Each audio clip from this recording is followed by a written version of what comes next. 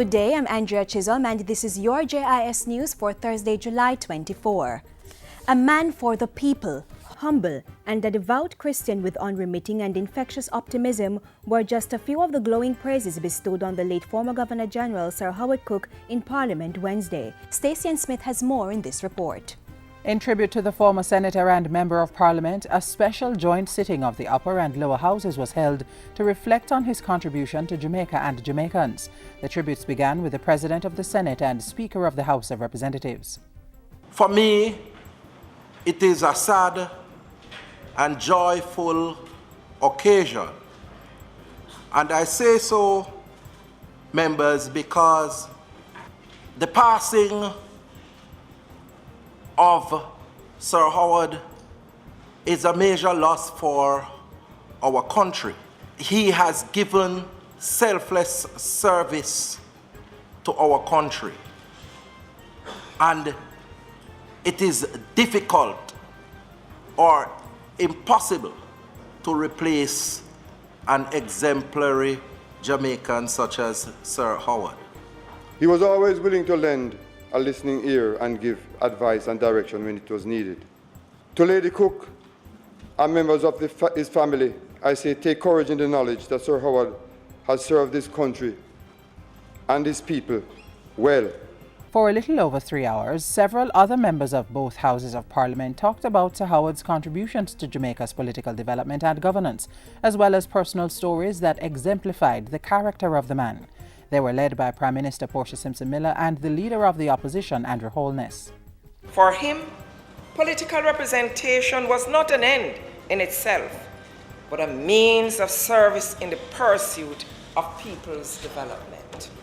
He demonstrated an unqualified belief in the capacity of his countrymen and women to excel, a tireless dedication to service and community building, and a burning passion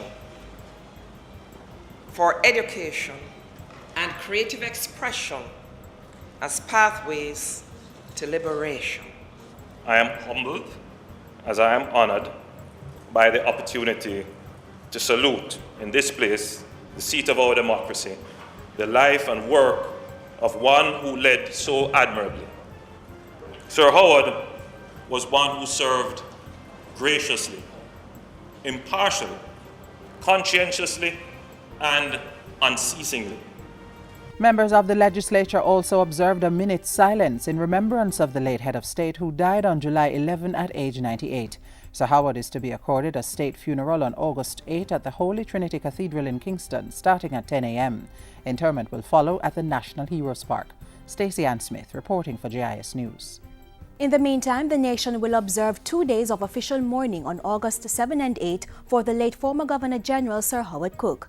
The lying in state for the public will take place on Tuesday, August 5 at the Cultural Centre in St. James and on Thursday, August 7 at the Michael University College in Kingston. On both days, the public will be invited to pay their last respects from 10 a.m. to 5 p.m. Condolence books are also open from 10 a.m. to 4 p.m. at King's House, the Office of the Prime Minister in Montego Bay, Ministry of Foreign Affairs, Michael University College, People's National Party Headquarters, and the Hope United Church. In other news, Parliament also dealt with the important matter of improving tax compliance in Jamaica this week. In a second sitting of the lower house on Wednesday, 2 critical pieces of legislation were passed, which are aimed at improving tax collection and addressing tax avoidance and evasion in the country. There is a widespread, indeed an endemic culture of tax evasion and tax avoidance that has afflicted the country.